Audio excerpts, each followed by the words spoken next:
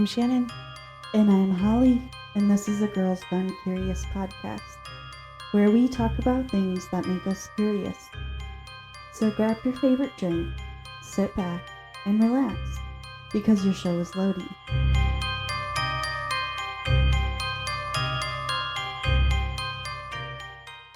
Today's episode includes the following trigger warnings: mentioning topics of graphic descriptions of crime scenes, kidnapping, drugs, rape, torture, animal abuse, and murder.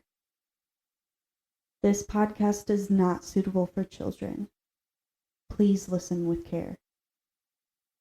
We apologize if we say any of the names or places wrong in today's case. This week's true crime category is serial killers. So let's get into it. This is the case of the Toy Box Killer. Cynthia Vigil is the survivor who would lead police to find the workings of a disgustingly evil person who loved to play in his toy box and is thought to have raped and murdered at least 50 women. Cynthia Vigil was 22 at the time she came in contact with this individual. She was looking for clients at an Albuquerque, New Mexico truck stop. This particular day of March 19th, 1999, Cynthia was arrested by an undercover police officer for solicitation of sex work. She was handcuffed and put into the back of the officer's vehicle. The officer then took her not to the police station, but to his property.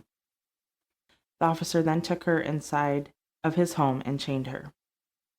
For the next few days, Cynthia would be drugged, tortured, and raped, but she would escape, and when police got to the property, they would find a trailer full of contraptions they had never seen before. The so-called officer, David Parker Ray, and his girlfriend, Cindy Hendy, were arrested, and the investigation began. David Parker Ray was born on November 6, 1939, in Belen, New Mexico. Ray grew up in an abusive home. His father was an alcoholic and was mentally and physically abusive to Ray, his sister Peggy, and their mother. His father would often disappear for periods of time. Ray's parents would end up getting a divorce when he was 10, and the three of them, meaning Ray, his sister, and his mom, would move to the grandfather's home. The grandfather was very strict, and if they didn't follow the rules, they would be violently punished. Ray's mother wouldn't really be around for her children. She was mentioned as being an alcoholic and a drug abuser who chose those two things over her children. She pretty much just disappeared. Ray's father would often visit, though. His gift to his son would be pornographic magazines that depicted BDSM. Ray was a very quiet and awkward child, and throughout his school years was bullied severely for this.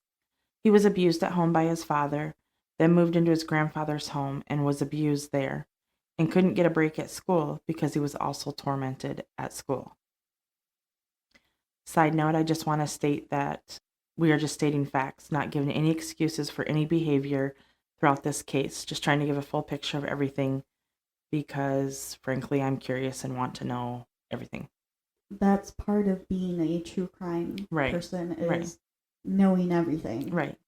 Even the horrible, shitty-ass things. Yeah. Not making excuses, just stating facts. Yes.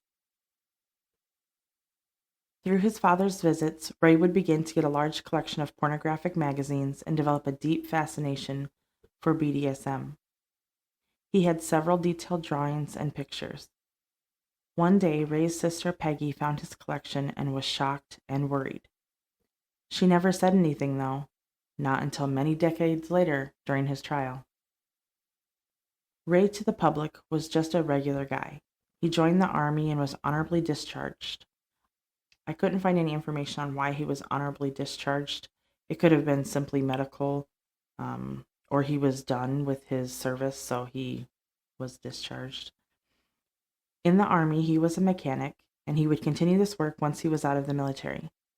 Everyone said that Ray was a stand-up guy, always helping people, and if you needed something fixed, he was definitely the one to go to. He had every tool you could ever think of, and if he didn't have it, he would build what he needed. Ray would get married to his first wife. Ray at one point would tell his wife that when he was a teenager, he had taken a girl, tied her to a tree, tortured her, and killed her. His wife didn't believe him. She thought he was having a mental health issue and didn't say anything to anybody until the trial. She did say they got divorced, though, because his behavior became more scary to her and didn't want to continue into something more awful.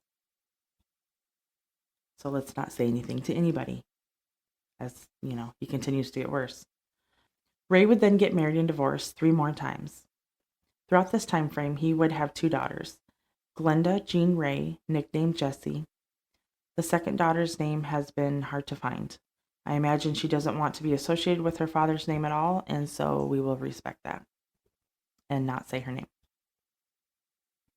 After Ray's last divorce, it seems he decides to settle down in the small town of Elephant Butte, New Mexico. Close to Elephant Butte is another small town of Truth or Consequences, and yes, that is the actual name. So side note, the town of Truth or Consequences didn't always have this name. The town was originally Palomas Hot Springs when it was founded in the 1800s. Then in 1916, the Palomas part was dropped off, so it was just the Hot Springs. The name change possibility came from a talk show host, Ralph Edwards. In 1950, Ralph was the host of the popular game show, Truth or Consequences. He stated that the first town to change their name to the name of the game show, he would do a live show from the town. This idea was heard from members of the New Mexico State Tourism Bureau, and then it was pitched to the Hot Springs Chamber of Commerce. From there, it was decided that it was a great time to change the name because there were so many towns in the U.S. that were now named Hot Springs, and there wasn't any record of another town being named Truth or Consequences. Duh. Right? That's like a really big... Yeah. I was like, what a coincidence. The name change was official on March 31st, 1950, and the game show was filmed from that town for that one episode. Ralph would return every year for 40 years to celebrate with the town the name change during their annual fiesta. Just a little fun history. And why would it be called that? So in between these 2 towns, it is decided to put a man-made lake to draw more people to the area, which it definitely did. This hit the mark because people of all ages from all over would travel here. There wasn't anything else really that was close by. It was pretty much desert. The lake provided many activities for the people, like boating, swimming, hanging out, and it also provided a dumping ground. I don't think you can roll your eyes any harder. Oh, shit. I think I seen the back of my brain with that.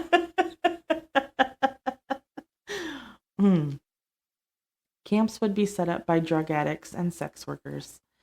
In the late 90s, this area was one of the areas with the highest crime rates.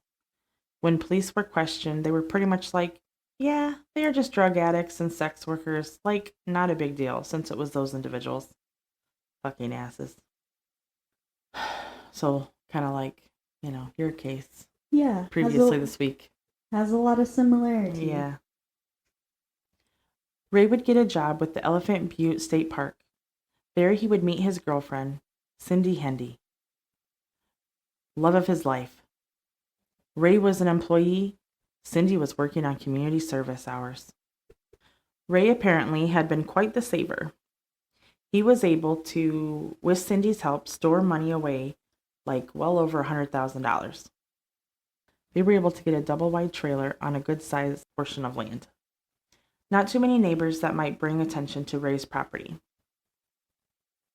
Ray was ready to begin to build his dream toy box. He finally had a woman who got him and wasn't going to try to stop him.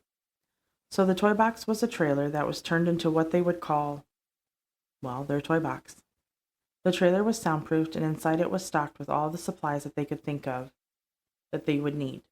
The supplies included needles in all sizes, clamps, knives, whips, chains, surgical tools, straps, electrocution clamps, saws, knives, a gynecologist chair, fur-lined coffin, ropes, and sex toys.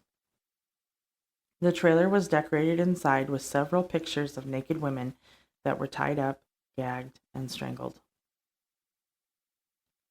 Ray, if you remember, was a wonderful mechanic and would literally build something out of nothing. Ray decided to build his own sex toys also. Ray would make dildos out of PVC pipes, and around the base of it would have several nails sticking out and up. This was obviously made for pain, not for pleasure. He made ankle spreaders that were not like the safe ones. These ones were designed to keep legs open to the point that muscles would tear or hips pop out of place.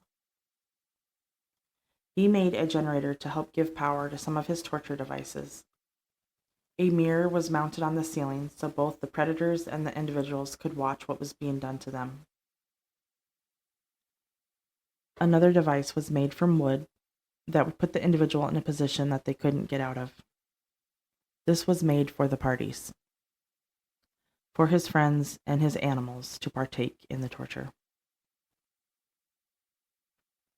Back to Cynthia Vigil. Once she gets taken to Ray's property, she is handcuffed and chained to a bed in the living room. She was in captivity for 3 days. On the 3rd day, Ray ends up going to work.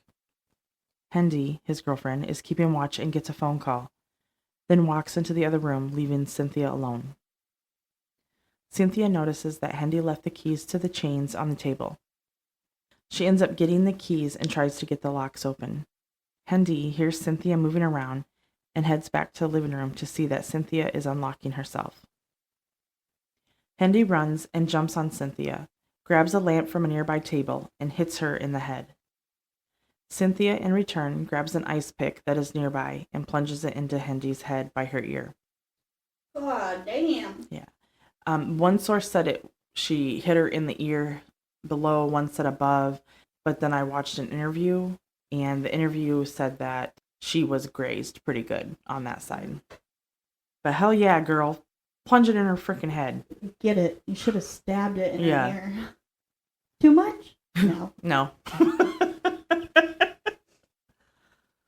Cynthia runs out of the house and runs to the main road. She is trying to wave down anyone, but no one is stopping. I mean, I get it, but at the same time... Yeah. She continues to run to homes, knocking on doors until finally someone answers and they call the police. The police get there and take her to the hospital to get treatment for her wounds. The police asked what happened, and she explained everything that she could. The police aren't really taking her seriously because she is known as a sex worker, so they aren't really listening to what she is describing. During her retelling of events, however, she noticed that Hendy happens to be walking through the hospital. Cynthia states that is her. That's the one who did this. The police question Hendy and find that Cynthia's claims are adding up. And they go to Ray's home. Ray's home looks like there was definitely a struggle, and everything Cynthia said was true. Everything. The chains, the broken lamp, the bucket of waste that Cynthia was forced to use as a bathroom. Everything was true. Ray and Hendy were brought in for questioning. During this time, the police begin a search of the rest of the property and find their toy box. Signs found in the trailer included Satan's Den and the Lure of Satanism. There was an RCA camera set up on a tripod that was facing the gynecologist's chair. On the wall was a clipboard of what appeared to be a list of victims. The info on the clipboard including the words kidnapped and dates from 1993 to 1997. There are several other dates with tally marks next to it. An example is it had February 7th, 1994, and 27 tally marks. And then April 16th, 1994, and there were 33 tally marks, and so on. This was believed to be the number of victims that were assaulted. There was also a bulletin board filled with pictures of victims being tortured. On the board was a guideline for Ray, so he wouldn't lose focus on his tasks. The guidelines stated, and I'm quoting this, "A woman will do or say anything to get loose. They will kick, they will scratch, offer money, bite, yell, beg, scream, run, offer sex, threaten, lie, wait for opportunity, standard excuses, and sob stories, menstruating, pregnant." I really wanted to punch this motherfucker reading through this. Me too. On the board is a list of excuses victims might give. So right underneath this, there's another board, and it lists all the excuses. Ray goes on to say, and I'm quoting, "Don't let her get to you. If she's worth taking, she's worth keeping, and she must be subjected to hypnosis before the woman can be safely released. Never trust a chained captive." End quote. Just fucking barf. Fucking disgusting. Yeah. There is a tape in the camera. Police see that Ray is on the video with a woman who is clearly not coherent enough to give any sort of consent to what is being done to her. Ray hits play on a device, and a recording of his voice is heard.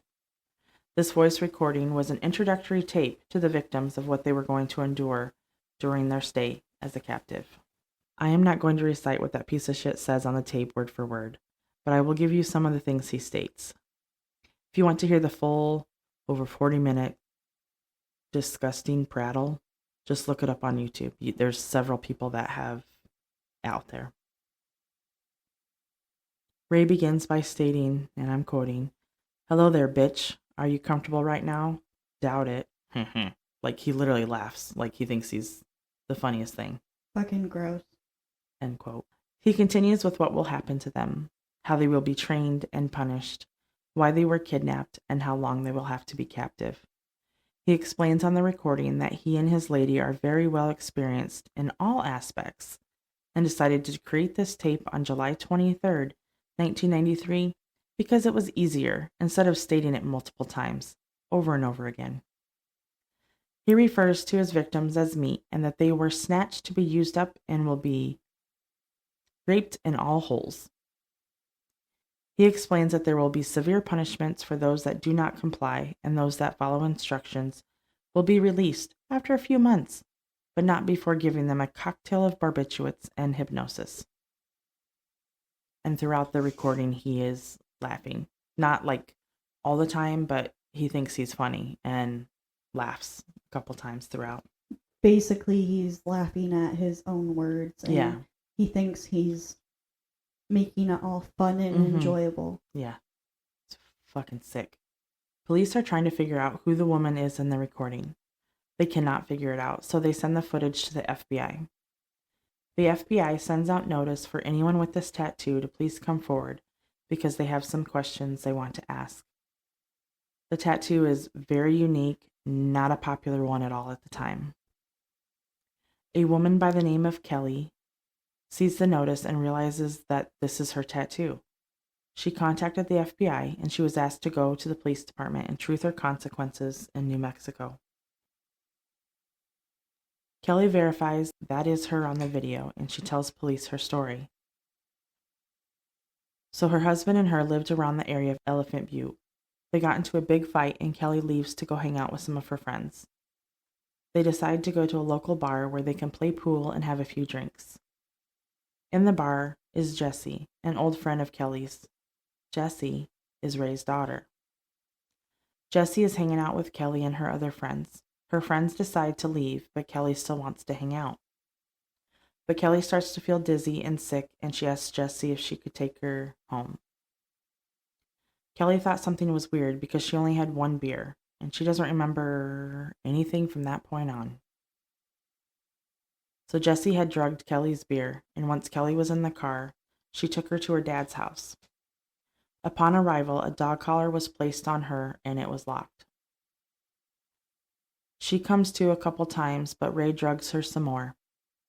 Ray thinks that during these few days that Ray and his partners are torturing her, she keeps passing out. She keeps blacking out like quite a few times. So he thinks that she's dead one of the times. Or actually the last time she lost consciousness, he thought that she actually had died. So he takes her somewhere and just drops her off on the side of the road. Another man finds Kelly and takes her to her home. Her husband doesn't believe her story. She has been gone for a couple of days. Her husband believes that she was cheating on him or was out getting high. Kelly kept telling her husband that she couldn't remember what happened and needed help. Her husband filed for divorce that week, and Kelly moved to Colorado. Oh, I have a few choice of Yeah. words for her husband. Yeah. During all of this, Kelly would continue to have nightmares of being strangled, held down, and raped. Police were explaining what they believed happened, and she still had no idea. They showed her the video, and that's when she remembered and was able to put everything together. So once Kelly was able to tell her story, once Cynthia told her story, another victim come forward. Her name is Angelica. Angelica had actually reported her story to the police before Cynthia's story was reported. During that time, Angelica's story wasn't really listened to either because she was also a sex worker. Police didn't take her seriously. After the investigators revisited Angelica's case, they interviewed Hendy.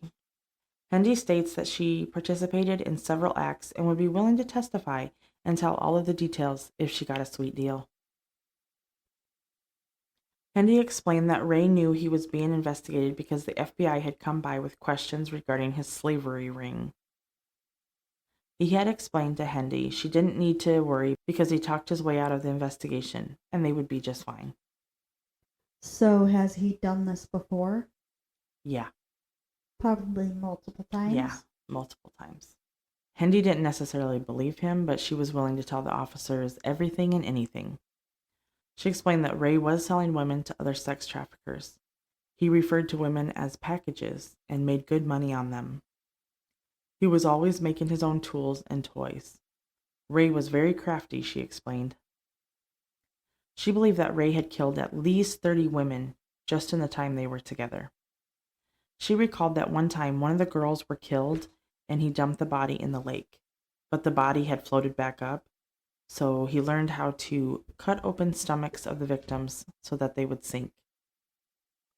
Later, he would begin to start putting rocks into the stomachs, tie them back up with wire, and toss them into the lake. Hendy reported that she knew for sure there were at least 7 bodies in the lake, but there could be more. Investigators thought about the options available, like diving. I just have to say, that's where I would fucking be going. I would be going straight to the lake to fucking investigate once this happened. Investigators thought about the options available, like diving, walking the area, draining the lake, but eventually decided not to do anything because the water was either too deep or too dark and it would be too costly to drain it. What the fuck? Yeah, this was in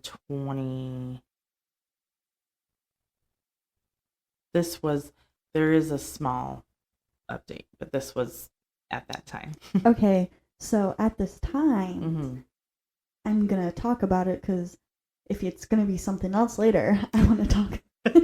Sorry, victims' lives aren't worth that much. Apparently not. What the fuck? Yeah, apparently because of the individuals that he probably killed. Oh my god, I wanna. Yeah. I'm not speaking for them, but I don't want to put anything out there, but that's what it seems I want to like. shove his homemade dildo up his ass and make it come out of his mouth. We're not going to post any pictures, but like I said, you can literally go to YouTube and you can find all the pictures if you'd like. It is horrendous. Like, I cannot even imagine what these women went through. But the PVC pipe dildos that he made were so large. I mean, lengthwise and widthwise. Where the hell was that going? So. He found a way, apparently. Yeah. Fucking piece of shit. So Cindy, the girlfriend, Cindy Hendy, was charged with conspiracy to commit kidnapping, accessory to kidnapping, and accessory to criminal penetration. She received a sentence of only 36 years, but only had to serve 19, and was up for release in 2017. She was released in 2019. No information on where she's at now. Jessie, Ray's daughter, was a known drug dealer in the area. She stated that she lived with her mother and didn't have a good relationship with her father. Yet many accounts put them two together as working together as far as kidnapping victims. Yet she drugged her friend and basically handed her off to her dad. father. She stated that she didn't know that there was torture going on at her dad's place. Bullshit. She just assumed it was rape. She claims she is the one who sent an anonymous tip to the FBI. Bullshit. Yeah. I was like, okay. Make yourself seem like a good person. You're not. You're fucking... This case is... I think I'm angrier more than my serial killer is such fucking bullshit. Like, and this guy operated for decades. And had help from many people. It had to be. There's no way he pulled this off without... Well, in the tape, he does talk about parties that he would have. And he doesn't say who, but he says that there's people that help him. Like, so he definitely had people, and whether it was other people in the community, he talks about like their community of friends or whatever that have the same afflictions that they do. And they may have not helped make him make stuff, but they helped in aiding and abiding. Absolutely. If they participate in any way, shape, or form, they should be charged. I don't give a shit. I don't care if you're the CEO of blah blah blah. Yeah. The biggest motherfucker in the town. Yep. So Jessie was arrested on April 26, 1999. She was charged with kidnapping, criminal sexual penetration, criminal sexual contact, and conspiracy. She served 2.5 years and had probation for 1 year. What the fuck is that? Yeah. A slap on the wrist. Wow. Yeah. So Ray denied all accusations from day one. He made claims that they were all prostitutes and they were paid to perform the services. He also said everything was consensual. I would beg to differ. How is it consensual when they're drugged so badly they can't even say any words? They can't form a sentence, yeah. And the fact that some of these victims probably don't even remember. Yeah, because and a lot of them didn't so until they... up. Yeah, exactly. And a lot of them didn't until they saw his face. Yeah. Or saw the video. Yeah. So Ray shows no remorse for anything he did because, again, he claimed everything was consensual. Due to the evidence at that time, Ray was only charged for the 3 victims, but the FBI believes the number is well over 40. This is because Ray kept a very detailed journal that was mentioned earlier. It listed dates, victims, procedures performed, etc. Prosecution decides to take Ray through 3 separate trials instead of just one. I'm sure that was a tactic of some kind. I'm not sure what their game was, but 1 trial for each of the survivors. Ray ended up taking a plea deal and only got 224 years in prison. He took the plea deal so his daughter could have a lesser sentence and also his girlfriend.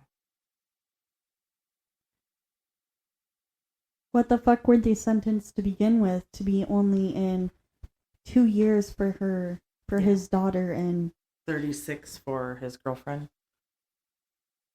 And she got out early. Yeah, what the fuck?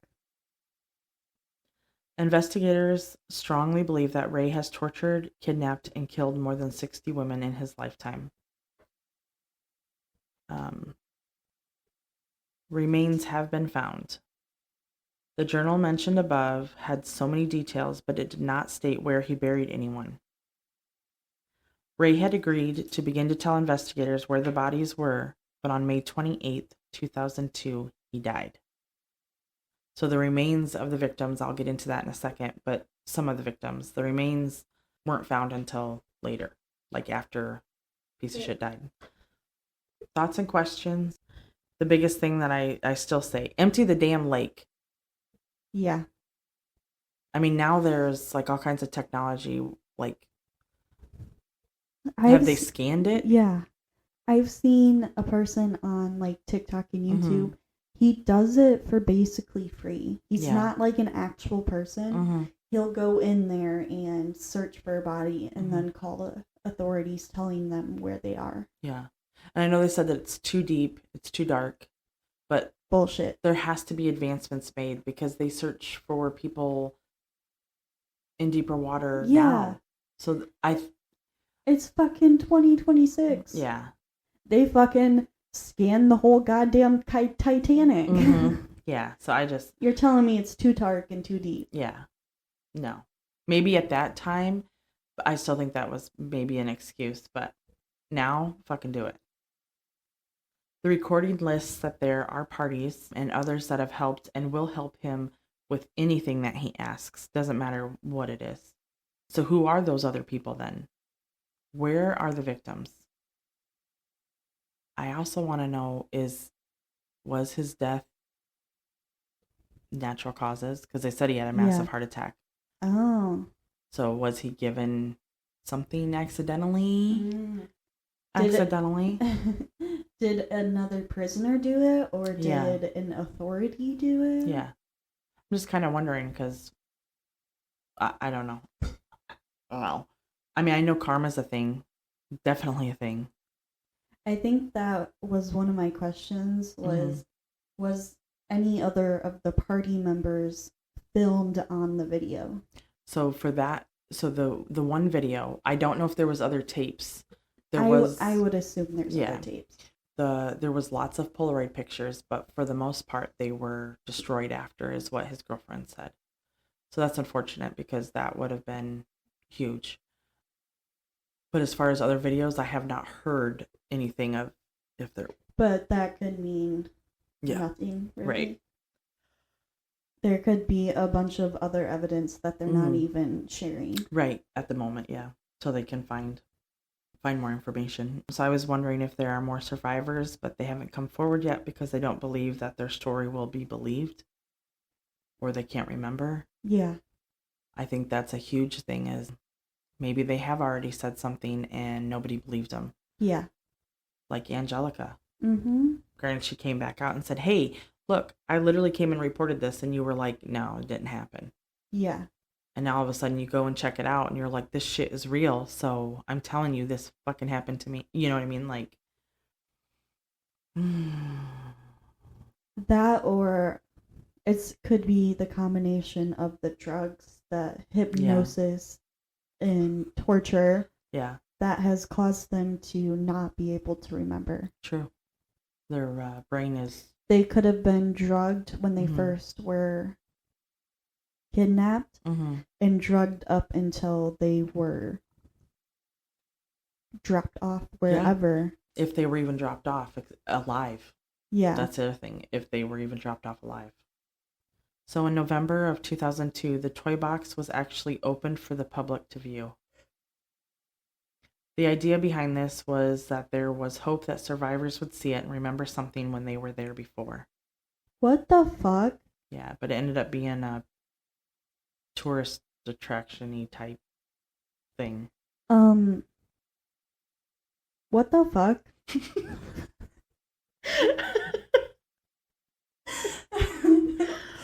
Oh, your face was like not computing. Like, and that's like I didn't either. I just literally stared at my screen like, ain't no way in hell that's what? Is this still open? I don't know if it's still open. So my other thing was, did they swab everything? I mean, I know there's gotta be DNA everywhere. I mean, they said that he was very clean. In the video, this is so gross. He explains how he's gonna wash you from head to toe every single time, and how he's going to forcibly hold you open to clean you everywhere, inside and out. So. Yeah, but you can't get everything. No, you can't get everything. Not every time. No. So, and especially with Cynthia Vigil, the one that, the victim, honestly, the survivor that actually got this everything rolling, she hadn't even been taken to the toy box yet. So their home was also a torture chamber of sorts. But that's totally fucked up. I Mm-hmm. get it if it's one thing to help the victims remember, but then it basically comes and becomes a tourist attraction. Yeah. That is not okay. No. You close it off to only certain people. Mm-hmm. Even if it's the stupid idea of opening it and having it as like history, something to learn not to do. Yeah. But the thing is, there's people out there who will learn from going to that place and commit the same things. Mm-hmm. Yeah, it's absolutely so disturbing.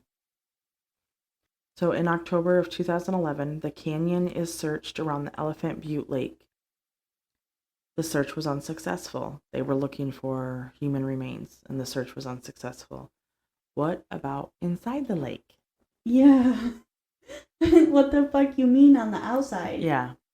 Like all of the, I guess like the edge of the water up on the like hills kind of through that area. If someone's getting rid of a body near a lake, it's gonna be in the lake. Yeah.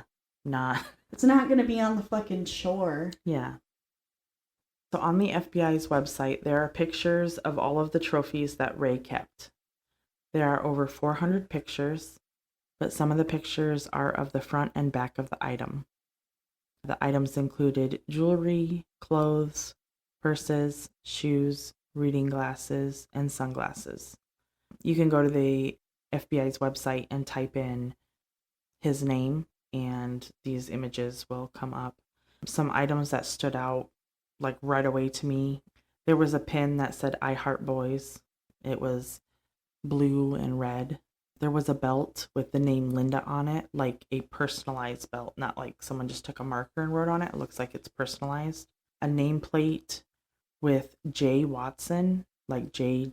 Watson, maybe from a uniform or an ID bracelet. Another nameplate with W. Scott. One medical alert bracelet that read epilepsy. What the fuck? Yeah. Since 2020, though, 14 women have been identified as victims. I couldn't find their names at this moment, but 14 women have been identified as victims. Billy Ray Bowers was killed by a gunshot to the back of the head by Ray and one of his friends, Dennis Ray Yancey. So Billy went missing on September 25th, 1988, and was found on September 28th, 1988, near Elephant Butte Lake, but wasn't identified until March of 1999. So this is the only one that is connecting multiple parties together, multiple individuals together, because they all knew about Billy. I don't know who tipped the FBI off to this particular unidentified. Anonymous? Yeah, but he wasn't identified until 99. Billy's blood was found inside Ray's RV. So I guess as they're traveling around looking for the next victim, Ray and his girlfriend, Hendy, would drive around on like a camper that kind of sits on top of the truck. Mm-hmm. One of those types of RVs it looked like.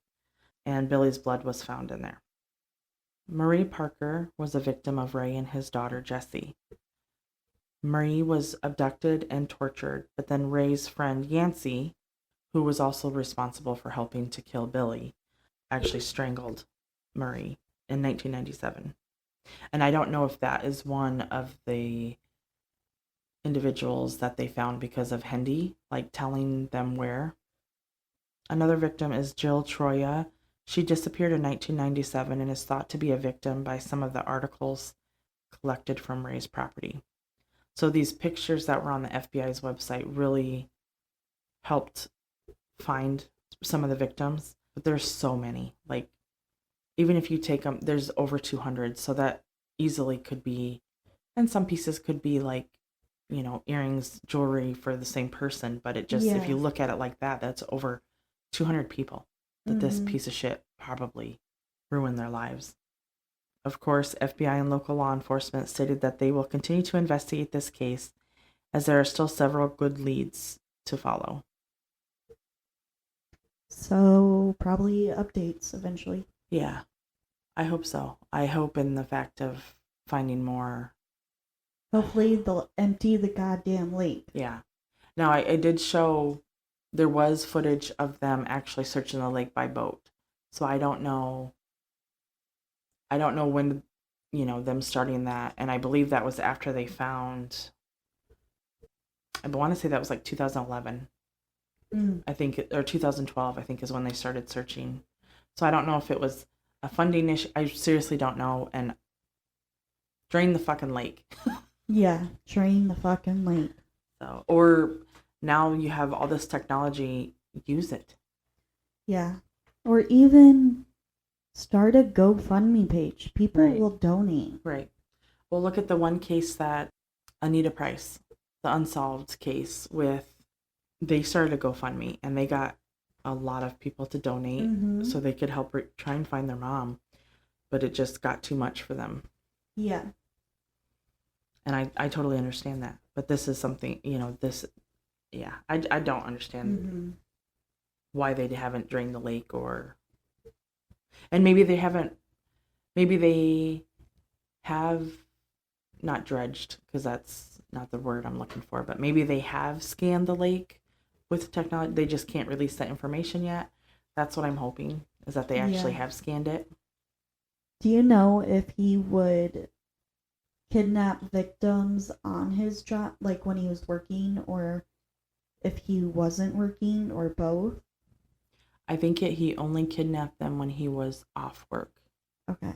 Because he was like really well liked. All of his coworkers thought he was the greatest guy.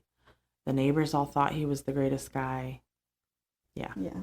Because I was just thinking, if he did it on duty, they obviously got to track his whereabouts, probably. Right. Some form or another. Yeah. Mm-hmm.